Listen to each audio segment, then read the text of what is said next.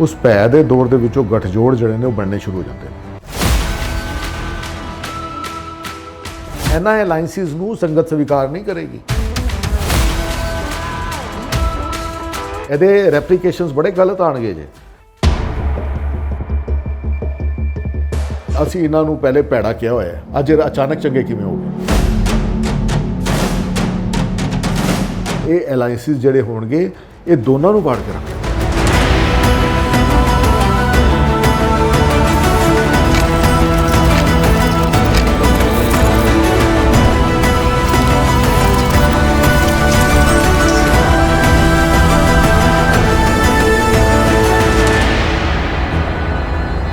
एक बार फिर तो स्वागत है साढ़े सारे दर्शकों का साढ़े programme a convo with Harjit Singh.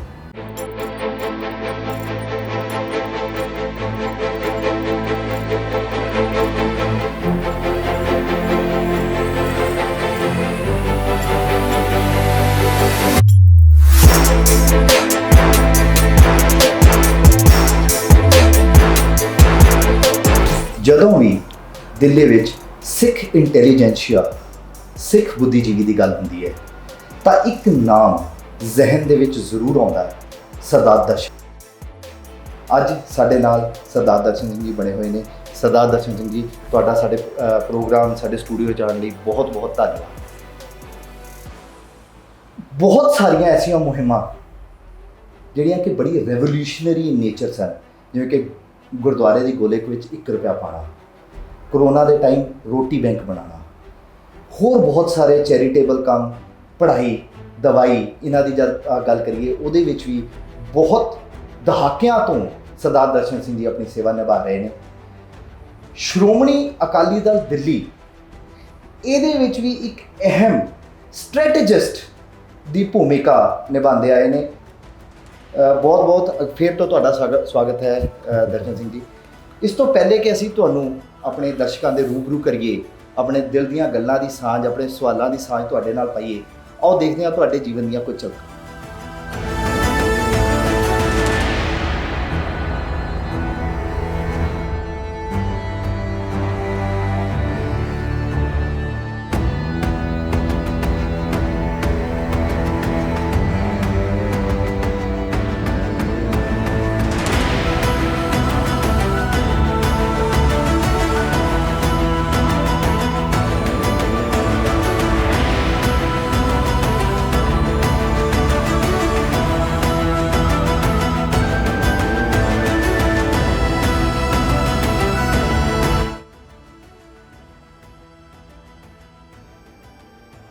ਦਰਸ਼ਨ ਭਾਜੀ, ਪਹਿਲਾ ਕੁਐਸਚਨ ਜਿਹੜਾ ਮੇਰੇ ਜ਼ਿਹਨ 'ਚ ਆਉਂਦਾ ਹੈ, ਬਹੁਤ ਸਾਰੀਆਂ ਟਰਮੋਇਲਸ ਸਿੱਖ ਜਗਤ ਦੇ ਵਿੱਚ ਇਸ ਟਾਈਮ ਚੱਲ ਰਹੀਆਂ ਨੇ, ਦਿੱਲੀ ਦੇ ਸਿੱਖ ਜਗਤ ਦੀ ਜੇ ਆਪਾਂ ਗੱਲ ਕਰੀਏ, ਤੇ ਤੁਸੀਂ ਪਿਛਲੇ ਕਈ ਦਹਾਕਿਆਂ ਤੋਂ ਸਿੱਖ ਜਗਤ ਦੇ ਵਿੱਚ ਜਿੰਨੀਆਂ ਵੀ ਸਰਗਰਮੀਆਂ ਹੁੰਦੀਆਂ ਰਹੀਆਂ ਨੇ, ਸਿੱਖ ਸਿਆਸਤ ਦੇ ਵਿੱਚ ਵੀ ਬਹੁਤ ਡੂੰਘੇ ਤਰੀਕੇ ਨਾਲ ਇਨਵੋਲਡ ਰਹੇ। ਸੋ ਜੋ ਅੱਜ ਦੇ ਹਾਲਾਤ ਨੇ, परसों कुछ वीडियोज़ भी आईयां ने, नवीं पार्टियां भी बन रही ने, कुछ अमलगमेशनस भी हो रहे हैं, की कहना तुहाडा? what do you have to say about this? देखो, सब तो पहली गल तो है कि तुसी कोई भी गल दी डिटेल दे विच जाना होवे ना, तुहाडी बेस जिहड़ी है ना गुरबाणी है, तुसी उस तो बाहर नहीं जा सकते। तुहानूं उत्थे जाना ही पेगा, गुरु साहब के इतिहास से जाना ही पेगा। जदों तुसी मूँह अंधेरे आसा दी वार करोगे, उन्होंने बिना समझे ਉਹਨੂੰ ਗਾਇਨ ਦੇ ਵਿੱਚ ਲਿਆਓਗੇ ਔਰ ਉਸੇ ਨੂੰ ਗੁਰਮਤਿ ਸਮਝੋਗੇ ਤੇ ਲੋਕਾਂ ਦੇ ਜੀਵਨ ਦੇ ਕਿਰਦਾਰ ਦੇ ਵਿੱਚ ਫਰਕ ਨਹੀਂ ਆਏਗਾ, ਉਹ ਦਿਨੋਂ ਦਿਨ ਥੱਲੇ ਵੱਲ ਨੂੰ ਜਾਏਗਾ। ਜੇਕਰ ਬੀਬੀਆਂ ਦੇ ਜੱਥੇ ਬਣਾ ਕੇ ਸੁਖਮਨੀ ਸਾਹਿਬ ਦਾ ਪਾਠ ਦੀ ਰੂਟੀਨ ਤੋਂ ਤੁਸੀਂ ਲਿਆਓਗੇ, ਪਰ ਉਹਦੇ ਵਿੱਚੋਂ ਐਸੀ ਕੋਈ ਜੀਵਨ ਦੇ ਵਿੱਚ ਤਬਦੀਲੀ ਨਹੀਂ ਆਏਗੀ, ਕਿਉਂਕਿ ਗੱਲ ਸਮਝਣ ਵਾਲੀ ਹੈ। ਇੱਕ ਸੀਨ ਨੂੰ, ਦ੍ਰਿਸ਼ ਨੂੰ ਜਰਾ ਥੋੜ੍ਹਾ ਜਿਹਾ ਮਹਿਸੂਸ ਕਰਨਾ। ਗੁਰੂ ਨਾਨਕ ਸਾਹਿਬ ਜਦੋਂ ਉਦਾਸੀਆਂ ਦੇ ਵਿੱਚ ਜਾਂਦੇ ਨੇ, ਸਵੇਰੇ ਪਿੰਡਾਂ ਦੇ ਵਿੱਚ ਕਿੱਥੇ ਪਹੁੰਚਦੇ ਨੇ, ਤੇ ਜਰਾ ਕਲਪਨਾ ਕਰੋ ਕਿ 2 ਫੁੱਟ ਦੇ ਆਸ-ਪਾਸ ਦੇ ਘੇਰੇ ਦਾ ਰਬਾਬ ਜਦੋਂ ਵੱਜਦਾ ਹੈ ਤੇ ਪਿੰਡਾਂ ਦੇ ਲੋਕ ਉੱਥੋਂ ਬਾਹਰ ਆਉਂਦੇ ਨੇ। ਪਿੰਡਾਂ ਦੇ ਲੋਕ ਜਦੋਂ ਬਾਹਰ ਆਉਂਦੇ ਨੇ ਆਵਾਜ਼ ਸੁਣ ਕੇ, ਉਸ ਤੋਂ ਬਾਅਦ ਰਾਗ, ਨਾਦ, ਸ਼ਬਦ ਦੇ ਵਿੱਚ ਇੱਕ ਹਿਪਨੋਟਾਈਜ਼ ਕਰ ਲੈਂਦੇ ਨੇ। ਹਿਪਨੋਟਾਈਜ਼ ਤੋਂ ਬਾਅਦ ਉਹ ਜਿਹੜਾ ਗੁਰਬਾਣੀ ਦੇ ਉਹਦੇ ਵਿੱਚ ਆਉਂਦਾ ਹੈ, ਉਸ ਤੋਂ ਬਾਅਦ ਜਦੋਂ ਸੰਗਤ ਜਿਹੜੀ ਹੈ ਉੱਥੇ ਜਿਹੜੇ ਬੈਠੇ ਨੇ, ਫਿਰ ਗੁਰੂ ਨਾਨਕ ਸਾਹਿਬ ਉਸ ਤੋਂ ਬਾਅਦ ਆਪਣੀ ਗੱਲ ਸ਼ੁਰੂ ਕਰਦੇ ਨੇ। ਉਹਦੇ ਵਿੱਚ ਉਹਨਾਂ ਨੂੰ ਕਰਮਕਾਂਡ, ਪਖੰਡ, ਬਾਕੀ ਚੀਜ਼ਾਂ, ਵਹਿਮ ਭਰਮ, ਸਾਰੀ ਗੱਲਾਂ ਸਮਝਾਉਂਦੇ ਨੇ। ਤੇ ਇਹ ਗੱਲ ਸਮਝਣ ਵਾਲੀ ਹੈ, ਬੜੀ ਇੰਪੋਰਟੈਂਟ ਗੱਲ ਹੈ। ਜਦੋਂ ਤੁਸੀਂ ਗੁਰਬਾਣੀ ਦੇ ਭਾਵ ਤੋਂ ਨਿਕਲ ਜਾਓਗੇ ਤੇ ਤੁਹਾਡਾ ਜਿਹੜਾ ਕਿਰਦਾਰ ਹੈ ਨਾ, ਉਹਦੇ ਵਿੱਚੋਂ ਗੁਰਬਾਣੀ ਨਜ਼ਰ ਆਣੀ ਬੰਦ ਹੋ ਜਾਏਗੀ। ਤੇ ਅੱਜ ਪੋਜੀਸ਼ਨ ਹੈ ਕਿ ਜਿੰਨਾ ਵੀ ਸਿੱਖ ਲੀਡਰ ਸਾਡੇ ਵਿੱਚ ਬੈਠਾ ਹੈ ਨਾ, ਬੇਸਿਕਲੀ ਸਾਡਾ ਕੋਈ ਮਿਆਰ ਨਹੀਂ ਹੈ। ਸਾਡੀ ਕੋਈ ਵੀ ਇਲੈਕਸ਼ਨ ਲੜ ਸਕਦਾ ਹੈ। ਤਾਂ ਇਲੈਕਸ਼ਨ ਪ੍ਰੋਸੈਸ ਦੇ ਵਿੱਚ ਸਿਰਾਂ ਦੀ ਗਿਣਤੀ ਹੈ, ਕਿਰਦਾਰ ਦੀ ਗਿਣਤੀ ਨਹੀਂ ਹੈ, ਇੰਟੈਲੈਕਚੁਅਲ ਦੀ ਗਿਣਤੀ ਨਹੀਂ ਹੈ। ਬਿਲਕੁਲ ਠੀਕ ਹੈ। ਇਹ ਇਲੈਕਸ਼ਨ ਪ੍ਰੋਸੈਸ ਦੀ ਗੱਲ ਹੋ ਗਈ। ਮੇਰਾ ਕੁਐਸਚਨ ਇਹ ਹੈ ਸਰ ਕਿ ਜਿਹੜਾ ਇਸ ਟਾਈਮ ਨਹੀਂ, ਇਲੈਕਸ਼ਨ ਪ੍ਰੋਸੈਸ ਦੀ ਗੱਲ ਨਹੀਂ ਹੈ। ਇਹਦੇ ਵਿੱਚੋਂ ਇੱਕ ਗੱਲ ਸਮਝੋ, ਜਦੋਂ ਗੁਰਬਾਣੀ ਦੇ ਪ੍ਰਭਾਵ ਤੋਂ ਤੁਸੀਂ ਰਹਿਤ ਰਹਿ ਜਾਂਦੇ ਹੋ, ਜਦੋਂ ਗੁਰਬਾਣੀ ਦੇ ਤੁਸੀਂ ਕਰੈਕਟਰ ਤੁਹਾਡੇ ਵਿੱਚ ਨਹੀਂ ਆ ਪਾਉਂਦਾ, ਤੇ ਤੁਹਾਡੀ ਸੰਗਤ ਵੀ ਉਸੇ ਤਰੀਕੇ ਦੀ ਹੁੰਦੀ, ਉਸੇ ਸੰਗਤ ਵਿੱਚ ਜਦੋਂ ਤੁਸੀਂ ਲੀਡਰ ਚੁਣਨੇ ਨੇ, ਤੇ ਫਿਰ ਜਦੋਂ ਇਸ ਤਰੀਕੇ ਦੇ ਕਿਰਦਾਰ ਦੇ ਲੋਕ ਜਦੋਂ ਸਿਸਟਮ ਦੇ ਵਿੱਚ ਆ ਜਾਂਦੇ ਨੇ, ਤੇ ਉਹਨਾਂ ਵੱਲੋਂ ਜਿਹੜੀ ਤੁਸੀਂ ਟਰਮੋਇਲ ਦੀ ਗੱਲ ਕੀਤੀ ਹੈ, ਉਹ ਫਿਰ ਉਥਲ ਪੁਥਲ ਤਾਂ ਹੋਣੀ ਹੀ ਹੋਣੀ ਹੈ। ਜਦੋਂ ਜਿਹੜੀ ਬੇਸ ਹੈ, ਜਿਹੜਾ ਨਿਸ਼ਾਨਾ ਹੈ, ਜਿਹੜਾ ਏਮ ਹੈ, ਉਸ ਤੋਂ ਤੁਸੀਂ ਖਿੜਕੋਗੇ ਹੀ ਖਿੜਕੋਗੇ। ਇਹ ਗੱਲ ਅਹਿਮ ਹੈ, ਇਸ ਗੱਲ ਨੂੰ ਤੁਹਾਨੂੰ ਸਮਝਣਾ ਪਏਗਾ। ਗੁਰਬਾਣੀ ਦੇ ਅਸਰ ਤੋਂ, ਪ੍ਰਭਾਵ ਤੋਂ ਬਿਨਾਂ ਜਿਹੜੀ ਵੀ ਤੁਸੀਂ ਲੀਡਰਸ਼ਿਪ ਕ੍ਰੀਏਟ ਕਰੋਗੇ, ਤੁਸੀਂ ਯਾਦ ਕਰੋ, ਇਹ ਸਾਡਾ ਜਿਹੜਾ ਨਿਗਾਰ ਆਇਆ ਨਾ 1984 ਤੋਂ ਬਾਅਦ ਆਇਆ। ਉਸ ਤੋਂ ਪਹਿਲੇ ਇੱਕ ਸਿੱਖ ਸਟੂਡੈਂਟ ਫੈਡਰੇਸ਼ਨ ਹੁੰਦੀ ਸੀ, ਜਿਹੜੀ ਬੇਸ ਹੁੰਦੀ ਸੀ। ਉਸ ਸਿੱਖ ਸਟੂਡੈਂਟ ਫੈਡਰੇਸ਼ਨ ਦੇ ਵਿੱਚ ਬੱਚਿਆਂ ਦੇ ਕੈਂਪ ਲਗਾਏ ਜਾਂਦੇ ਸੀ, ਨੌਜਵਾਨਾਂ ਦੇ ਕੈਂਪ ਲਗਾਏ ਜਾਂਦੇ ਸੀ, ਜਿਹਦਾ ਵਿੱਚ ਉਹਨਾਂ ਨੂੰ ਤਿਆਰ ਕੀਤਾ ਜਾਂਦਾ ਸੀ। ਇਹ ਜਗਮੀਤ ਸਿੰਘ ਬਰਾੜ ਉੱਥੇ ਦੀ ਪੋਦ ਹੈ। ਅਗਰ ਤੁਸੀਂ ਦੇਖਿਆ ਜਾਏ, ਦਵਿੰਦਰ ਸਿੰਘ ਮਾਨ ਉੱਥੇ ਦੀ ਪੋਦ ਹੈ। ਅਗਰ ਤੁਸੀਂ ਪੁਰਾਣੇ ਲੈ ਕੇ ਚੱਲੋਗੇ, ਜਿਤਨੇ ਵੀ ਯੰਗਸਟਰ ਲੈ ਕੇ ਚੱਲੋਗੇ, ਸਾਰੇ ਦੇ ਸਾਰੇ ਹੀ ਉੱਥੋਂ ਨਿਕਲੇ ਨੇ। ਤੇ ਉਹਨਾਂ ਕੋਲ ਇੱਕ ਗੁਰਮਤ ਦਾ ਇੱਕ ਦਾਇਰਾ ਹੁੰਦਾ ਸੀਗਾ। ਉਸ ਦਾਇਰੇ ਦੇ ਵਿੱਚੋਂ ਜਦੋਂ ਲੀਡਰਸ਼ਿਪ ਨਿਕਲਦੀ ਹੈ, ਉਹ ਆਪਣੀ ਗੱਲਬਾਤ ਕਰਦੀ ਹੈ। ਅੱਜ ਪੋਜੀਸ਼ਨ ਹੈ ਕਿ ਤੁਹਾਡੇ ਇਲੈਕਸ਼ਨ ਪ੍ਰੋਸੈਸ ਦੇ ਵਿੱਚ ਕੋਈ ਵੀ ਬੰਦਾ ਇਲੈਕਸ਼ਨ ਲੜ ਲੈਂਦਾ, ਤੇ ਜਦੋਂ ਇਲੈਕਸ਼ਨ ਲੜ ਲੈਂਦਾ ਉਹ ਜਿੱਤ ਵੀ ਜਾਂਦਾ, ਕਿਉਂਕਿ ਤੁਹਾਡੇ ਕੋਲੋਂ ਗੱਲ ਬਿਲਕੁਲ ਠੀਕ ਹੈ ਸਰ। ਤੁਹਾਡੀ ਬਿਲਕੁਲ ਗੱਲ ਤੋਂ ਮੁੰਕਣੀ, ਗੁਰਬਾਣੀ ਵਾਲੀ ਵੀ, ਇਲੈਕਸ਼ਨ ਵਾਲੀ ਵੀ। ਬਟ ਜਿਹੜੇ ਲੀਡਰਾਂ ਦੇ ਨਾਲ ਅਸੀਂ ਸਾਰੇ ਪਿਛਲੇ 25-30 ਸਾਲਾਂ ਤੋਂ ਲੱਗੇ ਹੋਏ ਹਾਂ, ਤੁਸੀਂ ਵੀ ਇੱਕ ਪਾਰਟੀ ਦੇ ਨਾਲ 3 ਦਹਾਕਿਆਂ ਤੋਂ ਲੱਗੇ ਹੋਏ ਹੋ, ਤੁਸੀਂ ਵੀ ਉਹਨਾਂ ਦੇ ਨਾਲ ਇਹਨਾਂ ਇਲੈਕਸ਼ਨਸ ਦੇ ਵਿੱਚ ਵੀ ਤੁਸੀਂ ਪੂਰੀ ਤਰ੍ਹਾਂ ਉਹਨਾਂ ਦੇ ਨਾਲ ਸੀ, ਉਹਨਾਂ ਦੇ ਬੈਨੀਫਿਟ ਲਈ, ਉਹਨਾਂ ਦੇ ਲਈ ਪੂਰੀ ਸਟ੍ਰੈਟਜੀ ਉਹ ਕਰ ਰਹੀ ਸੀ। ਅੱਜ ਜਿਹੜੀ ਐਮਲਗਮੇਸ਼ਨਸ ਹੋ ਰਹੀਆਂ ਨੇ ਨਵੀਆਂ, ਉਹ ਤੁਹਾਡੇ ਹਿਸਾਬ ਨਾਲ ਜਾਇਜ਼ ਨਹੀਂ? ਦੇਖੋ, ਇੱਕ ਗੱਲ ਤੁਹਾਨੂੰ ਸਮਝਣੀ ਪਏਗੀ। ਜਦੋਂ ਇਸ ਸਿਸਟਮ ਦੇ ਵਿੱਚ ਜਦੋਂ ਇੱਕ ਭੈ ਦਾ ਦੌਰ ਪੈਦਾ ਹੁੰਦਾ ਹੈ, ਉਸ ਭੈ ਦੇ ਦੌਰ ਦੇ ਵਿੱਚੋਂ ਗੱਠਜੋੜ ਜਿਹੜੇ ਨੇ ਉਹ ਬਣਨੇ ਸ਼ੁਰੂ ਹੋ ਜਾਂਦੇ। ਅੱਜ ਦੀ ਡੇਟ ਦੇ ਵਿੱਚ ਤੁਸੀਂ ਲੈਸ ਇਵਿਲ ਲੱਭਦੇ ਹੋ। ਮੇਰੀ ਗੱਲ ਸਮਝੋਗੇ ਨਾ, ਤੇ ਮੈਂ ਇੱਕ ਗੱਲ ਮਹਿਸੂਸ ਕਰਕੇ ਚੱਲਦਾ ਕਿ ਸਾਨੂੰ ਵਰਸਟ ਦੇ ਵਿੱਚੋਂ ਬੈਸਟ ਲੱਭਣਾ। ਇਸੇ ਨੂੰ ਹੀ ਸੋਚਦੇ ਰਹਿ ਗਏ, ਕਿਉਂਕਿ ਜਿਹੜੀ ਗੱਲ ਮੈਂ ਬੇਸ ਕੀਤੀ ਹੈ ਉਹਦੇ ਵਿੱਚੋਂ ਵਰਸਟ ਸਾਹਮਣੇ ਆਇਆ। Now you have to select best in worst. Unfortunate ਹੈ, ਇਹਦੇ ਵਿੱਚੋਂ ਤੁਸੀਂ ਇਹੀ ਕਰ ਸਕਦੇ ਹੋ। ਹੁਣ ਅਨਫੋਰਚੂਨੇਟ ਹੈ, ਇਹਦੇ ਵਿੱਚ ਕੋਈ ਦੋ ਰਾਏ ਨਹੀਂ, ਇਹ ਅਨਫੋਰਚੂਨੇਟ ਹੈ, ਪਰ ਇਹ ਸੱਚ ਹੈ, ਇਹ ਕੜਵਾ ਸੱਚ ਹੈ। ਮੈਨੂੰ ਇੱਕ ਗੱਲ ਸਿਸਟਮ ਦਾ ਦੱਸੋ, ਤੁਸੀਂ ਇਲੈਕਸ਼ਨ ਸਿਸਟਮ ਦੇ ਵਿੱਚ ਤੁਹਾਡੇ ਵਰਗਾ ਬੰਦਾ ਬੜੀ ਨੌਲੇਜ ਰੱਖਦਾ, ਸਭ ਕੁਝ ਰੱਖਦਾ, ਤੁਸੀਂ ਸਿਸਟਮ ਹੀ ਨਹੀਂ ਆ ਪਾਏ, ਕਿਉਂਕਿ ਇਲੈਕਸ਼ਨ ਕੰਟੈਸਟ ਕਰਨਾ basically it's not easy job for genuine Sikh. ਅੱਜ ਦੀ ਡੇਟ ਦੇ ਵਿੱਚ ਜਿਸ ਪ੍ਰੋਸੈਸ ਦੇ ਵਿੱਚੋਂ ਗੁਜ਼ਰਨਾ ਪੈਂਦਾ, ਉਹ ਬਹੁਤ ਔਖਾ ਪ੍ਰੋਸੈਸ ਹੈ, ਉਹ ਕੋਈ ਸੌਖਾ ਪ੍ਰੋਸੈਸ ਨਹੀਂ ਹੈ। ਸੋ ਇਹ ਇੱਕ ਅਨਫੋਰਚੂਨੇਟ ਪਹਿਲੂ ਹੈਗਾ ਕਿ ਜਿਹਦੇ ਵਿੱਚ ਤੁਹਾਨੂੰ ਗੁਜ਼ਰਨਾ ਵੀ ਪੈਂਦਾ, ਤੁਹਾਨੂੰ ਦੇਖਣਾ ਵੀ ਪੈਂਦਾ। ਹੁਣ ਪੋਜੀਸ਼ਨ ਆ ਜਾਂਦੀ ਹੈ, ਜਦੋਂ ਤੁਸੀਂ ਕਿਸੇ ਸਬਜ਼ੀ ਬਾਜ਼ਾਰ ਹੀ ਜਾਂਦੇ ਹੋ, ਤੁਹਾਡੇ ਕੋਲ ਉਹੀ ਮਾਰਕੀਟ ਹੈ, ਤੁਸੀਂ ਉਸ ਮਾਰਕੀਟ ਤੋਂ ਹੀ ਫਰੂਟ ਖਰੀਦਣਾ ਹੈ, ਸਭ ਕੁਝ ਖਰੀਦਣਾ ਹੈ ਜਿਸ ਮਾਰਕੀਟ ਦੇ ਵਿੱਚ ਤੁਸੀਂ ਗਏ ਹੋ। ਹੁਣ ਪੋਜੀਸ਼ਨ ਹੈ ਕਿ ਇਸ ਰਾਜਨੀਤੀ ਦੀ ਮੰਡੀ ਦੇ ਵਿੱਚ ਇਹੀ ਮਾਲ ਹੈ, ਤੁਹਾਡੇ ਕੋਲ ਆਪਸ਼ਨ ਕੋਈ ਨਹੀਂ। ਕਿਉਂ? ਕਿਉਂਕਿ ਤੁਹਾਡਾ ਜਿਹੜਾ ਯੰਗਸਟਰ ਹੈਗਾ ਉਹ ਡਿਸਹਾਰਟਡ ਹੈ। ਕਿਉਂ ਤੁਹਾਨੂੰ ਲੱਗਦਾ ਜੀ ਯੰਗਸਟਰ ਡਿਸਹਾਰਟਡ ਹੈ? ਉਹਦਾ ਕਾਰਨ ਹੈ ਸਰ, ਉਹਦਾ ਪੋਜੀਸ਼ਨ ਹੈ ਕਿ ਤੁਸੀਂ ਉਹਨੂੰ ਦੇਖ ਹੀ ਰਹੇ ਹੋ। ਫਿਰ ਗੱਲ ਉੱਥੇ ਆ ਰਹੀ ਨਾ, ਤੁਸੀਂ ਉਹਨੂੰ, ਮੈਨੂੰ ਇੱਕ ਗੱਲ ਦੱਸਿਓ, ਗੁਰੂ ਸਾਹਿਬ ਨੇ ਜਦੋਂ ਕੋਈ ਵੀ ਸ਼ਹਿਰ ਵਸਾਇਆ ਹੈ, ਖੰਡੂਰ ਵਸਾਇਆ, ਗੋਇੰਦਵਾਲ ਵਸਾਇਆ, ਅੰਮ੍ਰਿਤਸਰ ਵਸਾਇਆ, ਅਨੰਦਪੁਰ ਸਾਹਿਬ ਵਸਾਇਆ, ਸਭ ਤੋਂ ਪਹਿਲੇ ਉੱਥੇ ਕਮਾਈ ਦੇ ਸਾਧਨ ਪੈਦਾ ਕੀਤੇ। ਅੱਜ ਤੁਸੀਂ ਕਹਿੰਦੇ ਹੋ ਕ੍ਰਿਸਚੀਅਨ ਜਿਹੜੇ ਨੇ ਉਹ ਆਪਣੀ ਕਨਵਰਜਨ ਕਰ ਰਹੇ ਨੇ, ਕਾਰਨ ਕੀ ਹੈ? They are giving jobs, they are giving education, they are giving medicine. ਤੁਸੀਂ ਦੇਖ ਹੀ ਰਹੇ ਹੋ, ਓਨਲੀ ਲੰਗਰ। ਤਕਰੀਬਨ 3 ਦਹਾਕਿਆਂ ਤੋਂ ਜੀ ਬੜਾ ਐਕਟਿਵ ਰੋਲ ਪਲੇ ਕਰ ਰਹੇ ਹੋ। ਹਾਂਜੀ। ਤੁਸੀਂ ਕਿਉਂ ਕੁਝ ਐਸਾ ਸਿਸਟਮ ਨਹੀਂ ਕਰਨ ਦੀ ਕੋਸ਼ਿਸ਼ ਕੀਤੀ ਕਿ ਜਿਸ ਨਾਲ ਇਹ ਚੀਜ਼ਾਂ ਰਿਜ਼ੋਲਵ ਹੋਣ? ਦੇਖੋ, ਵੱਡੀ ਗੱਲ ਇਹ ਹੁੰਦੀ ਹੈ ਕਿ ਕਾਫੀ ਚੀਜ਼ਾਂ ਐਸੀਆਂ ਹੁੰਦੀਆਂ ਨੇ, ਜਦੋਂ ਤੁਸੀਂ ਕਿਸੇ ਚੀਜ਼ ਦੇ ਬੈਕ ਪੋਰਸ਼ਨ ਤੇ ਹੁੰਦੇ ਹੋ, ਤੁਸੀਂ ਕ੍ਰੈਡਿਟ ਨਹੀਂ ਲੈਂਦੇ ਹੋ, ਤੇ ਚੀਜ਼ਾਂ ਸਾਹਮਣੇ ਨਹੀਂ ਆ ਪਾਉਂਦੀਆਂ ਕਿ ਇਸ ਚੀਜ਼ ਦੇ ਵਿੱਚ ਤੁਸੀਂ ਸੀ।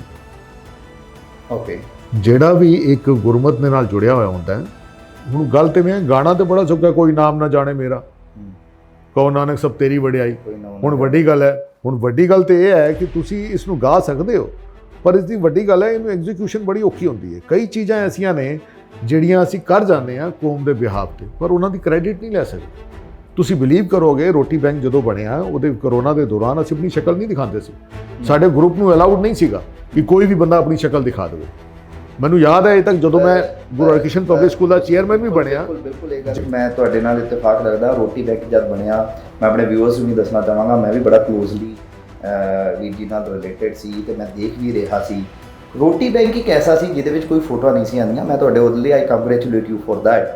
ਪਰ ਜਿਸ ਪਾਰਟੀ ਦੇ ਨਾਲ ਤੁਸੀਂ ਜੁੜੇ ਹੋ ਜੀ, ਉਸ ਪਾਰਟੀ ਨੇ ਜਦ ਆਪਣਾ ਕੀ ਕਹਿੰਦੇ ਨੇ ਪੈਕਡ ਥਾਲੀਆਂ ਬਣਵਾਈਆਂ, ਉਹਦੇ ਤੋਂ ਤਾਂ ਵੱਡੀਆਂ ਵੱਡੀਆਂ ਫੋਟੋਆਂ ਸੀਗੀਆਂ ਜੀ। ਉਹ 2 ਦਿਨਾਂ ਤੋਂ ਬਾਅਦ ਨਾ ਗਾਇਬ ਹੋ ਗਈਆਂ ਸੀ।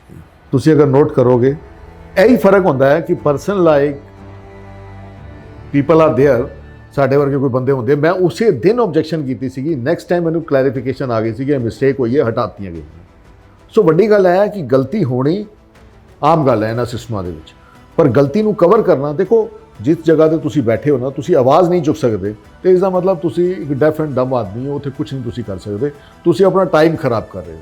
ਸੋ ਮੇਰੇ ਵਰਗਾ ਆਦਮੀ ਟਾਈਮ ਖਰਾਬ ਕਰਨ ਕਿੱਥੇ ਨਹੀਂ ਜਾਂਦਾ, ਉੱਥੇ ਗੱਲਬਾਤ ਕਰਨ ਵਾਸਤੇ ਕੋਸ਼ਿਸ਼ ਹੁੰਦੀ ਹੈ। ਉਹਨੇ ਆਪਣੀ ਆਵਾਜ਼ ਚੁੱਕੀ ਸੀ, ਪੂਰੀ ਆਵਾਜ਼ ਚੁੱਕੀ ਸੀ। ਕੁਝ ਰੀਸੈਂਟ ਡਿਵੈਲਪਮੈਂਟਸ ਨੇ ਜਿਹਦੇ ਵਿੱਚ ਕੁਝ ਵੀਡੀਓਜ਼ ਵੀ 1-2 ਦਿਨ ਪਹਿਲੇ ਫਲੋਟ ਹੋਈਆਂ ਨੇ, ਉਹ ਉਸ ਨੂੰ can we see it as an amalgamation. ਦੇਖੋ ਇਹ ਗੱਲ ਵੇਲੇ ਦੇ ਤਰੀਕੇ ਨਾਲ ਉਹਨੂੰ ਦੇਖ ਸਕਦੇ ਹਾਂ। ਮੈਂ ਜੋ ਆਪਣੀ ਪਰਸਨਲ ਰਾਏ ਦੇ ਸਕਦਾ, ਤੁਸੀਂ ਇਹਨੂੰ ਸ਼੍ਰੋਮਣੀ ਅਕਾਲੀ ਦਲ ਦੇ ਤੌਰ ਤੇ ਨਾ ਲੈਣਾ ਜੀ, ਤੁਸੀਂ ਇਹਨੂੰ ਮੇਰੀ ਪਰਸਨਲ ਰਾਏ ਰਹਿ ਕੇ ਚੱਲੋ। ਬੇਸਿਕਲੀ ਗੱਲ ਸਮਝੋ, ਸ਼੍ਰੋਮਣੀ ਅਕਾਲੀ ਦਲ ਸਾਡੀ ਆਪਣੀ ਇੱਕ ਸਿੱਖਾਂ ਦੀ ਜਥੇਬੰਦੀ ਸੀ ਜਿਹੜੀ ਸਾਡੀ ਆਵਾਜ਼ ਚੁੱਕਦੀ ਰਹੀ ਜੀ। ਇਹਨਾਂ ਇਲੈਕਸ਼ਨ ਅਕਾਲੀ ਦਲ ਦੀ ਗੱਲ ਕਰ ਰਹੇ ਹੋ, ਸ਼੍ਰੋਮਣੀ ਅਕਾਲੀ ਦਲ, ਸ਼੍ਰੋਮਣੀ ਅਕਾਲੀ ਦਲ ਇੱਕੋ ਰਿਹਾ, ਦਿੱਲੀ ਅਕਾਲੀ ਦਲ ਅਲੱਗ ਗੱਲ ਹੈ ਜੀ। ਸ਼੍ਰੋਮਣੀ ਅਕਾਲੀ ਦਲ ਜੀ, ਤੇ ਸ਼੍ਰੋਮਣੀ ਅਕਾਲੀ ਦਲ ਸਾਡੀ ਸ਼ਹੀਦਾਂ ਦੀ ਜਥੇਬੰਦੀ ਸ਼ੁਰੂ ਤੋਂ ਸਾਡੀ ਅਗਵਾਈ ਕਰਦੀ ਰਹੀ ਜੀ। ਇਸ ਇਲੈਕਸ਼ਨਾਂ ਦੇ ਵਿੱਚ ਜੋ ਪ੍ਰੋਸੈਸ ਹੋਇਆ, ਜੋ ਸਿਸਟਮ ਹੋਇਆ, ਸਾਡਾ ਮਨ ਦੁਖੀ ਸੀ ਜੀ, ਤੇ ਉਹਨੂੰ ਇੱਕ ਪਰਿਵਾਰ ਦੇ ਨਾਲ ਜੋੜਨ ਦੇ ਨਾਲ ਜੀ, ਜਿਸ ਤਰੀਕੇ ਦੀ ਸਾਨੂੰ ਘਾਟ ਪਈ ਹੈ, ਸਾਨੂੰ ਲੋੜ ਸੀਗੀ ਉਹਨੂੰ ਬਚਾਉਣ ਜੀ। ਅੱਜ ਪੋਜੀਸ਼ਨ ਹੈ ਕਿ ਹੋ ਸਕਦਾ ਹੈ ਜਿਸ ਪਾਰਟੀ ਤੋਂ ਮੈਂ ਪਹਿਲੇ ਬਿਲੋਂਗ ਕਰਦਾ ਰਿਹਾ ਜਾਂ ਅੱਜ ਬਿਲੋਂਗ ਕਰਦਾ ਹਾਂ, ਉਹਨਾਂ ਦੀ ਸੋਚ ਦੇ ਨਾਲ ਜਿਸ ਤਰੀਕੇ ਉਹ ਤੁਰੇ ਨੇ, ਸਭ ਤੋਂ ਪਹਿਲੀ ਗੱਲ ਹੈ ਤੁਹਾਨੂੰ ਆਪਣੇ ਪਾਪ ਬਖਸ਼ਾਣੇ ਪੈਣਗੇ। ਜੋ ਗਲਤੀਆਂ ਤੁਸੀਂ ਪੁਰਾਣੀਆਂ ਕੀਤੀਆਂ ਨੇ ਉਹਨਾਂ ਤੋਂ ਤੁਸੀਂ ਬਚ ਨਹੀਂ ਸਕਦੇ ਜੀ। ਜੇਕਰ ਤੁਹਾਨੂੰ ਤੁਸੀਂ ਜੈ ਖਿਮਾਤ ਹੈ ਆਪ, ਇਹ ਗੁਰੂ ਦੀ ਆਪਣੀ ਖੇਡ ਹੈ। ਜਿੱਥੇ ਪ੍ਰਭੂ ਆਪ ਵਸਦਾ ਉੱਥੇ ਜਿੱਥੇ ਮਾਫੀ ਹੈ ਉੱਥੇ ਮਾਫੀ ਵੀ ਹੈ। ਹੁਣ ਮਾਫੀ ਦੀ ਗੱਲ ਹੈ ਕਿ ਤੁਹਾਨੂੰ ਇਹਦੇ ਵਾਸਤੇ ਆਪਣੇ ਗੁਨਾਹ ਬਖਸ਼ਾਣੇ ਪੈਣਗੇ ਜੋ ਤੁਸੀਂ ਗਲਤੀਆਂ ਕੀਤੀਆਂ ਨੇ। ਉਸ ਤੋਂ ਬਾਅਦ ਸਾਡਾ ਹੱਥ ਵੱਧਦਾ ਹੈ ਕਿ ਅਸੀਂ ਤੇਰੇ ਨਾਲ ਜਾਣ ਨੂੰ ਤਿਆਰ ਹਾਂ। ਦੇਖੋ ਸਿੰਪਲ ਜੀ ਗੱਲ ਇਹ ਹੁੰਦੀ ਹੈ ਕਿ ਸਾਨੂੰ ਇੱਕ ਸੈਕਿੰਡ ਮੈਂ ਤੁਹਾਨੂੰ ਗੱਲ ਕਰਾਂ, ਜਿਹੜਾ ਜਦੋਂ ਤੁਸੀਂ ਕੋਈ ਬੱਚਾ ਕਨਸੀਵ ਕਰਦਾ ਨਾ, ਮੈਂ ਪਹਿਲੇ ਗੱਲ ਦਾ, ਉਹਦੀ ਡਿਲੀਵਰੀ 8 ਮਹੀਨੇ ਬਾਅਦ ਹੁੰਦੀ ਹੈ। ਇਹ ਅਗਰ ਕੋਈ ਸ਼ੁਰੂਆਤ ਹੋ ਰਹੀ ਹੈ ਨਾ, ਤੇ ਸਾਨੂੰ ਭੱਜ ਨੱਸ ਕੇ ਉਹਨਾਂ ਵੱਲ ਨਹੀਂ ਜਾਣਾ ਚਾਹੀਦਾ। ਸਾਨੂੰ ਆਪਣੀ ਗੱਲ ਦੀ ਵੇਟ ਕਰਨੀ ਚਾਹੀਦੀ ਹੈ, ਰੁਕਣਾ ਚਾਹੀਦਾ ਹੈ, ਔਰ ਉਹਨੂੰ ਗੱਲ ਕਹਿਣੀ ਚਾਹੀਦੀ ਹੈ ਕਿ ਭਾਈ ਸਾਹਿਬ ਅੱਜ ਪੋਜੀਸ਼ਨ ਹੈ, ਇਹ ਗੱਲ ਵਿਗਾੜੀ ਤੁਸੀਂ ਵਿਗਾੜੀ, ਇਹ ਗੱਲ ਵਿਗੜੀ ਤੁਸੀਂ ਵਿਗਾੜੀ, ਇਹਨੂੰ ਸੁਧਾਰੋਗੇ ਤਾਂ ਤੁਸੀਂ ਕੋਈ ਸੋਚੋ ਮਰਜ਼ਰ ਦੀ ਗੱਲ ਕੀ, ਅਲਾਈਅੰਸ ਦੀ ਗੱਲ, ਜੋ ਵੀ ਗੱਲ ਤੁਸੀਂ ਕਰਦੇ ਹੋ ਤਦ ਪੋਸੀਬਲ ਹੈ ਜੇਕਰ ਤੁਸੀਂ ਆਪਣੇ ਆਪ ਨੂੰ ਪੰਥਕ ਸਾਬਿਤ ਕਰੋ। ਅੱਜ ਤੱਕ ਤੁਹਾਡੇ ਕੋਲੋਂ ਜਿਤਨਾ ਵੀ ਪੰਥ ਟੁੱਟਿਆ ਉਹਦਾ ਕਾਰਨ ਇਹ ਸੀਗਾ ਕਿ ਤੁਹਾਡੀ ਗਲਤੀਆਂ ਸੀ, ਤੁਹਾਡੀ ਕਮੀਆਂ ਸੀਗੀਆਂ। ਸੋ ਲੀਡਰਸ਼ਿਪ ਦੀ ਆਪਣੀ ਗੱਲਬਾਤ ਹੋ ਸਕਦੀ ਹੈ, ਜਜ਼ਬਾਤਾਂ ਦੀ ਪੂਰੀ ਕਦਰ ਹੈ, ਬਟ ਇੱਕ ਗੱਲ ਤੁਸੀਂ ਕਹੀ ਕਿ ਇੱਕ ਪਾਰਟੀ ਨੂੰ ਇੱਕ ਪਰਿਵਾਰ ਨਾਲ ਜੋੜ ਕੇ ਦੇਖਣਾ ਗਲਤ ਹੈ। ਉਸ ਪਰਿਵਾਰ ਨੇ ਉਸ ਪਾਰਟੀ ਦੀ ਤੁਹਾਡੇ ਹਿਸਾਬ ਨਾਲ ਨਖੇਦੀ ਉਸ ਪਰਿਵਾਰ ਦੀ ਮੈਂ ਸ਼ੁਰੂ ਤੋਂ ਕਰਦਾ ਹਾਂ, ਬਟ ਅੱਜ ਵੀ ਉਹ ਸ਼੍ਰੋਮਣੀ ਅਕਾਲੀ ਦਲ ਬ੍ਰੈਕਟ ਦੇ ਵਿੱਚ ਬਾਦਲ ਹੈ। ਬਿਲਕੁਲ ਬਾਦਲ ਹੈ, ਕੋਈ ਦੋਰਾ ਨਹੀਂ। ਉਹਨੂੰ ਆਪਾਂ ਇਹ ਨਹੀਂ ਕਹਿ ਰਹੇ ਕਿ ਉਹ ਸ਼੍ਰੋਮਣੀ ਅਕਾਲੀ ਦਲ ਹੈ। ਸੋ ਜਦੋਂ ਵੀ ਆਪਾਂ ਗੱਲ ਕਰਦੇ ਹਾਂ, ਆਪਾਂ SAD we talk about SAD Badal ji. If the amalgamation will happen, it will happen between Shiromani Akali Dal Delhi and SAD Badal ji, right. ਉਹਦੇ ਅੱਜ ਵੀ ਸਰਪ੍ਰਸਤ ਉਹੀ ਪਰਿਵਾਰ ਹੋਏਗਾ ਜਿਸ ਪਰਿਵਾਰ ਦੀ ਤੁਸੀਂ ਗੱਲ ਕਰ ਰਹੇ ਹੋ ਜੀ। ਤੁਸੀਂ ਬਿਲਕੁਲ ਠੀਕ ਕਹਿ ਰਹੇ ਹੋ। ਇਹ ਡਿਪੈਂਡ ਕਰੇਗਾ, ਦੇਖੋ ਇਹ ਗੱਲ ਸਮਝਣ ਵਾਲੀ ਗੱਲ ਹੈ, ਜੇਕਰ ਦੋ ਪਾਰਟੀਆਂ ਦਾ ਕੋਈ ਅਲਾਈਅੰਸ ਹੁੰਦਾ ਹੈ, ਉਹਦੇ ਵਿੱਚੋਂ ਅਲਾਈਅੰਸ ਜਾਂ ਅਮਲਗਮੇਸ਼ਨ ਦੋ ਬਹੁਤ ਡਿਫਰੈਂਟ ਚੀਜ਼ਾਂ ਨੇ। ਜਿਹਨੂੰ ਤੁਸੀਂ ਮਰਜਰ ਕਹਿ ਰਹੇ ਹੋ ਜੀ, I don't believe in merger. Simple ਜੀ ਗੱਲ ਹੈ, ਮਰਜਰ ਦਾ ਮੀਨਸ ਹੈ ਕਿ ਬਿਨਾਂ ਕਿਸੇ ਇਹ ਸਰਦਾਰ ਦਰਸ਼ਨ ਸਿੰਘ ਜੀ ਕਹਿ ਰਹੇ ਨੇ ਜਾਂ ਸਰਦਾਰ ਦਰਸ਼ਨ ਸਿੰਘ ਜੀ ਸ਼੍ਰੋਮਣੀ ਅਕਾਲੀ ਦਲ ਦਿੱਲੀ ਦੇ ਨੁਮਾਇੰਦੇ ਹੋਣ ਦੇ, ਇਹ ਖਲਕਤ ਦੀ ਆਵਾਜ਼ ਹੈ, ਇਹ ਮੇਰੀ ਆਵਾਜ਼ ਨਹੀਂ ਹੈ, ਖਲਕਤ ਦੀ ਆਵਾਜ਼ ਹੈ। ਜਿਸ ਤਰੀਕੇ ਨਾਲ ਮੈਂ ਖੜਾ, ਬਾਦਲਾਂ ਨੂੰ ਆਪਣੀ ਜਿਹੜੀਆਂ ਪੁਰਾਣੀਆਂ ਕਮਜ਼ੋਰੀਆਂ ਨੇ, ਆਪਣੀਆਂ ਗਲਤੀਆਂ ਨੇ, ਉਹਨਾਂ ਨੂੰ ਬਖਸ਼ਾਉਣਾ ਪਏਗਾ। ਪੰਥ ਨਾਲ ਜਿਹੜੇ ਬੰਦੇ ਤਨਖਾਹੀਏ ਕਰਾਰ ਦਿੱਤੇ ਗਏ ਨੇ ਅਕਾਲ ਤਖਤ ਦਾ ਮਿਸਯੂਜ਼ ਕਰਕੇ, ਉਹਨਾਂ ਨੂੰ ਪੰਥ ਵਿੱਚ ਵਾਪਸ ਲੈਣਾ ਚਾਹੀਦਾ ਹੈ। ਜਿਸ ਤਰੀਕੇ ਦਮਦਮੀ ਟਕਸਾਲ ਢੱਡਰੀਆਂ ਵਾਲਿਆਂ ਦਾ ਉਹਨਾਂ ਨੂੰ ਬੈਠ ਕੇ ਅਲਾਈਅੰਸ ਕਰਵਾਉਣਾ ਚਾਹੀਦਾ ਹੈ, ਜਿਸ ਤਰੀਕੇ ਅਖੰਡ ਕੀਰਤਨੀ ਜਥੇ ਸ਼੍ਰੋਮਣੀ ਜਿਹੜੇ ਸਿੱਖ ਮਿਸ਼ਨਰੀ ਕਾਲਜ ਇਹਨਾਂ ਦੇ ਅਲਾਈਅੰਸ ਕਰਵਾਉਣੇ ਚਾਹੀਦੇ ਨੇ, ਕਿਸੇ ਤਰੀਕੇ ਉਹਨਾਂ ਨੂੰ ਮਿਲਾਉਣਾ ਚਾਹੀਦਾ ਹੈ। ਜਦ ਤੱਕ ਤੁਸੀਂ ਮਿਲਾਣ ਦੇ ਉੱਪਰ ਕੰਮ ਨਹੀਂ ਕਰੋਗੇ, ਜਿਹੜੀ ਗਲਤੀਆਂ ਹੋਈਆਂ ਨੇ, ਬਰਗਾੜੀ ਦਾ ਫੈਸਲਾ ਕੋਰਟ ਦੇ ਵਿੱਚ ਹੈ, ਜਿਹੜੀਆਂ ਚੀਜ਼ਾਂ ਤੁਹਾਨੂੰ ਹਰ ਗੱਲਾਂ ਦੇ ਵਿੱਚ ਆਪਣੇ ਆਪ ਨੂੰ ਇਨਵੋਲਵ ਕਰਨਾ ਪਏਗਾ। ਜਦ ਤੱਕ ਤੁਸੀਂ ਇਨਵੋਲਵ ਨਹੀਂ ਕਰਦੇ, ਮਰਜਰ ਵਾਲੀ ਗੱਲ ਤੇ ਦੂਰ ਹੈ, ਇਹ ਟੈਂਪਰੇਰੀ ਅਲਾਈਅੰਸਿਸ ਹੈਗੇ ਨੇ, ਇਹਨਾਂ ਅਲਾਈਅੰਸਿਸ ਨੂੰ ਸੰਗਤ ਸਵੀਕਾਰ ਨਹੀਂ ਕਰੇਗੀ। ਬੇਸਿਕਲੀ ਜਿਸ ਜਗ੍ਹਾ ਤੇ ਮੈਂ ਖੜਾ, ਮੈਂ ਮਹਿਸੂਸ ਕਰਦਾ ਕਿ ਪਾਰਟੀ ਨੂੰ ਇਹ ਗੱਲ ਸੋਚਣੀ ਪਏਗੀ, ਮਰਜਰ ਵਾਲਾ ਟੌਪਿਕ ਤੇ ਬਹੁਤ ਦੂਰ ਦਾ ਹੈ, ਬਹੁਤ ਦੂਰ ਦਾ ਟੌਪਿਕ ਹੈ, ਇਹਦੇ ਰੈਪਲੀਕੇਸ਼ਨਸ ਬੜੇ ਗਲਤ ਆਉਣਗੇ ਜੇ। ਮਰਜਰ ਦੀ ਮੇਰੇ ਹਿਸਾਬ ਨਾਲ ਮੈਂ ਨਹੀਂ ਮਹਿਸੂਸ ਕਰਦਾ ਕਿ ਕੋਈ ਮਰਜਰ ਦੀ ਚਾਂਸਿਸ ਬਣਨਗੇ। ਜਿੱਥੇ ਤੱਕ ਹੈ ਟੈਂਪਰੇਰੀ ਅਲਾਈਅੰਸਿਸ ਨੇ, ਕਿਉਂਕਿ ਬੇਸਿਕਲੀ ਜਿਸ ਤਰੀਕੇ ਨਾਲ ਦੇਖਿਆ ਜਾਏ, ਜਿਵੇਂ ਸਰਕਾਰੀ ਜਿਹੜਾ ਇੱਕ ਪੂਰਾ ਦਾ ਪੂਰਾ ਉਹਨਾਂ ਦਾ ਜਿਹੜਾ ਇੱਕ ਲਸ਼ਕਰ ਹੈ, ਉਹ ਜਿਸ ਤਰੀਕੇ ਨਾਲ ਗੁਰਦੁਆਰਿਆਂ ਦੇ ਉੱਪਰ ਐਕਟਿਵ ਹੋ ਗਿਆ, ਸਭ ਕੁਝ ਹੋ ਗਿਆ, ਤੇ ਸਾਨੂੰ ਮਹਿਸੂਸ ਕਰਨਾ ਪਏਗਾ ਕਿ ਸਾਡੀ ਮਰਿਆਦਾ, ਸਾਡੀ ਜਿਹੜੀਆਂ ਚੀਜ਼ਾਂ ਹੈਗੀਆਂ ਨੇ, ਉਹ ਆਉਣ ਵਾਲੇ ਟਾਈਮ ਦੇ ਵਿੱਚ ਜਿਵੇਂ ਪੰਜਾਬੀ ਦੇ ਉੱਪਰ ਹੋ ਰਿਹਾ। ਮੈਨੂੰ ਇੱਕ ਗੱਲ ਦਾ ਜਵਾਬ ਦਿਓ, ਬਾਖੜਾ ਦਾ ਇਸ਼ੂ ਉੱਠਦਾ ਹੈ, ਕੋਈ ਸਿੱਖ ਲੀਡਰ ਨਹੀਂ ਬੋਲਿਆ। ਪੰਜਾਬ ਦਾ ਪਾਣੀ ਦਾ ਇਸ਼ੂ ਆਇਆ, ਕੋਈ ਬੋਲੇ ਨਹੀਂ। SYL ਦੇ ਇਸ਼ੂ ਦੇ ਉੱਪਰ ਆਮ ਆਦਮੀ ਪਾਰਟੀ ਦਾ ਇੱਕ ਸਿੱਧਾ ਸਟੇਟਮੈਂਟ ਦੇ ਦਿੰਦਾ ਹੈ ਸੁਸ਼ੀਲ ਗੁਪਤਾ ਹਰਿਆਣਾ ਦੇ ਬਿਹਾਫ ਦੇ ਉੱਪਰ, ਕੋਈ ਪੰਜਾਬ ਦਾ ਲੀਡਰ ਨਹੀਂ ਬੋਲਿਆ, ਕਿਸੇ ਬੰਦੇ ਨੇ ਗੱਲ ਨਹੀਂ ਕੀਤੀ। ਤੁਸੀਂ MSP ਦੇ ਉੱਪਰ ਅਲਾਇੰਸ, ਕਿਸਾਨਾਂ ਦਾ ਨਾ ਅਲਾਇੰਸ ਚੱਲਿਆ, ਕੋਈ ਗੱਲਬਾਤ ਨਹੀਂ ਕੀਤੀ ਕਿਸੇ ਨੇ। ਉਹਦੇ ਵਿੱਚ we have got paucity of time ਹੈ। ਇੱਕ ਲਾਸਟ ਕੁਐਸਚਨ, ਜਿਹੜੀਆਂ ਭੁੱਲਾਂ ਇਲੈਕਸ਼ਨਾਂ ਦੇ ਟਾਈਮ ਦੇ ਉੱਤੇ ਇਸ ਪਰਿਵਾਰ, ਜੈਸੇ ਆਪਾਂ ਇੱਕ ਪਰਿਵਾਰ ਦੀ ਗੱਲ ਕਰ ਰਹੇ ਹਾਂ, ਉਸ ਪਰਿਵਾਰ ਦੀਆਂ ਦਰਸਾਈਆਂ ਗਈਆਂ ਨੇ ਅੱਡ-ਅੱਡ ਜਗ੍ਹਾ ਤੇ, ਅੱਡ-ਅੱਡ ਸਟੇਜਾਂ ਤੋਂ, ਕੀ ਉਹ ਭੁੱਲਾਂ ਜਾਂ ਗੁਨਾਹ ਬਖਸ਼ਣਯੋਗ ਹਨ? ਸਰਦਾਰ ਦਰਸ਼ਨ ਸਿੰਘ ਜੀ ਦਾ ਕੀ ਕਹਿਣਾ? ਦੇਖੋ, ਇੱਕ ਗੱਲ ਸਮਝ ਕੇ ਚੱਲੋ, ਮੈਂ ਮਹਿਸੂਸ ਕਰਦਾ ਜੀ, I am open to everyone, ਪਰ ਆਪਣੀ ਗੱਲ ਜ਼ਰੂਰ ਰੱਖਾਂਗਾ, ਆਪਣੀ ਗੱਲ ਜ਼ਰੂਰ ਕਵਾਂਗਾ। ਕੁਝ ਚੀਜ਼ਾਂ ਐਸੀਆਂ ਹੋ ਸਕਦੀਆਂ ਨੇ ਜਿਹੜੀਆਂ ਕੰਡੀਸ਼ਨਲਸ ਨੇ, ਜਿਹਦੇ ਵਿੱਚ ਤੁਸੀਂ ਕੰਪਰੋਮਾਈਜ਼ ਨਹੀਂ ਕਰੋਗੇ, ਮੈਂ ਤਾਂ ਨਹੀਂ ਕਰਾਂਗਾ। ਤਾਂ ਸਿੰਪਲ ਜੀ ਗੱਲ ਹੈ, ਉੱਥੇ ਤੁਹਾਨੂੰ ਬੈਠ ਕੇ ਆਪਣੀ ਗੱਲ ਬੁਲੰਦੀ ਨਾਲ ਕਰਨੀ ਆਉਣੀ ਚਾਹੀਦੀ ਹੈ, ਸਮਝਾਣੀ ਆਉਣੀ ਚਾਹੀਦੀ ਹੈ, ਰੱਖਣੀ ਆਉਣੀ ਚਾਹੀਦੀ ਹੈ, ਔਰ ਉੱਥੋਂ ਮਨਵਾਣੀ ਆਉਣੀ ਚਾਹੀਦੀ ਹੈ, ਤਦ ਤੇ ਤੁਸੀਂ ਲੀਡਰ। ਜੇਕਰ ਤੁਸੀਂ ਅਨਕੰਡੀਸ਼ਨਲ ਕਿਸੇ ਵੀ ਤਰ੍ਹਾਂ ਦਾ ਅਲਾਇੰਸ ਕਰਦੇ ਹੋ, ਇਸ ਦਾ ਮਤਲਬ ਯੂ ਆਰ ਟੀਚਿੰਗ ਟੂ ਸੰਗਤ। ਇਟਸ ਮਾਈ ਪਰਸਨਲ ਵਿਊ, ਔਰ ਮੈਂ ਮਹਿਸੂਸ ਕਰਦਾ ਇਸ ਗੱਲ ਨੂੰ ਦੋਨੋਂ ਲੀਡਰਸ਼ਿਪ ਮਹਿਸੂਸ ਕਰਨਗੀ। ਅਗਰ ਤੁਸੀਂ ਸਿਰਫ ਦੋ ਪਾਰਟੀਆਂ ਦਾ ਅਲਾਇੰਸ ਨਹੀਂ ਹੈ ਹਰਲੀਨ ਜੀ, ਇਹ ਅਲਾਇੰਸ ਜਿਹੜਾ ਹੈਗਾ, ਇਹਨੂੰ ਸੰਸਾਰ ਦੇਖ ਰਿਹਾ, ਪੂਰਾ ਵਰਲਡ ਦੇਖ ਰਿਹਾ। ਤੁਸੀਂ ਮੂੰਹ ਚੋਂ ਗੱਲ ਕੱਢੀ, ਤੁਸੀਂ ਕਹਿੰਦੇ ਤੂੰ ਮੂੰਹ ਚੋਂ ਕੱਢ, ਮੈਂ ਤੈਨੂੰ ਸ਼ਹਿਰ ਤੋਂ ਕਢਾਉਂਦੀ ਹਾਂ। ਤਾਂ ਕੋਈ ਵੀ ਸਟੇਟਮੈਂਟ ਦੇਣ ਤੋਂ ਪਹਿਲੇ ਨਾ ਬੜਾ ਸੰਕੋਚਵਾਂ ਜਾਣਾ, ਆਪਣੇ ਆਪ ਤੋਂ ਉੱਪਰ ਕੰਟਰੋਲ ਰੱਖਣਾ ਚਾਹੀਦਾ ਕਿ ਮੈਂ ਕੋਈ ਸਟੇਟਮੈਂਟ ਅਗਰ ਦੇ ਰਿਹਾ ਨਾ ਕਿਸੇ ਪਾਰਟੀ ਦੇ ਬਿਹਾਫ ਦੇ ਉੱਪਰ, ਉਹਦੇ ਰੈਪਲੀਕੇਸ਼ਨਸ ਕੀ ਹੋਣਗੇ, ਉਹਨੂੰ ਚੈੱਕ ਕਰਨਾ ਚਾਹੀਦਾ। ਸੋ ਇਸ ਕਰਕੇ ਇਸ ਨੂੰ ਸੰਗਤ ਦੇਖ ਰਹੀ ਹੈ, ਇਸ ਨੂੰ ਲੋਕਾਈ ਦੇਖ ਰਹੀ ਹੈ। ਅਗਰ ਕੋਈ ਐਸਾ ਅਲਾਇੰਸ ਜਿਹਦੇ ਵਿੱਚੋਂ ਕੁਝ ਪੋਜ਼ਿਟਿਵਿਟੀ ਬਾਹਰ ਨਹੀਂ ਆਉਂਦੀ, ਪੁਰਾਣੀਆਂ ਭੁੱਲਾਂ ਦੀ ਮਾਫੀਆਂ ਬਾਹਰ ਨਹੀਂ ਆਉਂਦੀਆਂ, ਤਾਂ ਇਹ ਗੱਲ ਸਮਝ ਲੈਣਾ, ਇਹ ਅਲਾਇੰਸਿਸ ਜਿਹੜੇ ਹੋਣਗੇ, ਇਹ ਦੋਨਾਂ ਨੂੰ ਬਾੜ ਕੇ ਰੱਖ ਦੇਣਗੇ। I am sorry to say, ਇਹ ਦੋਨਾਂ ਪਾਰਟੀਆਂ ਵਾਸਤੇ ਨੁਕਸਾਨਦੇਹ ਹੋਣਗੇ ਜੀ, ਕਿਉਂਕਿ ਲੋਕ ਤੁਹਾਡੇ ਕੋਲੋਂ ਪੰਥਕ, ਤੁਹਾਡੇ ਕੋਲੋਂ ਇੱਕ ਪਾਸੇ ਕਹਿੰਦੇ ਸੀ ਕਿ ਇੱਕ ਪੰਥਕ ਹੈ, ਗੈਰ ਪੰਥਕ ਹੈ, ਇਸੇ ਚੱਕਰ ਦੇ ਵਿੱਚ ਉਹਨਾਂ ਨੇ ਵੋਟਾਂ ਪਾਈਆਂ।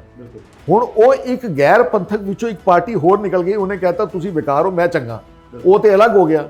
ਹੁਣ ਉਸ ਗੈਰ ਪੰਥਕ ਵਾਸਤੇ ਅਸੀਂ ਦੋਨੋਂ ਇਕੱਠੇ ਹੋ ਰਹੇ ਹਾਂ, ਤੇ ਸਾਨੂੰ ਇਹ ਤੇ ਮਹਿਸੂਸ ਕਰਨਾ ਪਏਗਾ ਨਾ ਕਿ ਅਸੀਂ ਇਹਨਾਂ ਨੂੰ ਪਹਿਲੇ ਭੈੜਾ ਕਿਹਾ ਹੋਇਆ ਹੈ, ਅੱਜ ਅਚਾਨਕ ਚੰਗੇ ਕਿਵੇਂ ਹੋ ਗਏ। ਤੇ ਉਸ ਭੈੜੇ ਨੂੰ ਵੀ ਆਪਣੇ ਨੂੰ ਆਪ ਨੂੰ ਚੰਗਾ ਸਾਬਿਤ ਕਰਨ ਵਾਸਤੇ ਉਹ ਭੜਿਆਈਆਂ ਛੱਡਣੀਆਂ ਪੈਣਗੀਆਂ।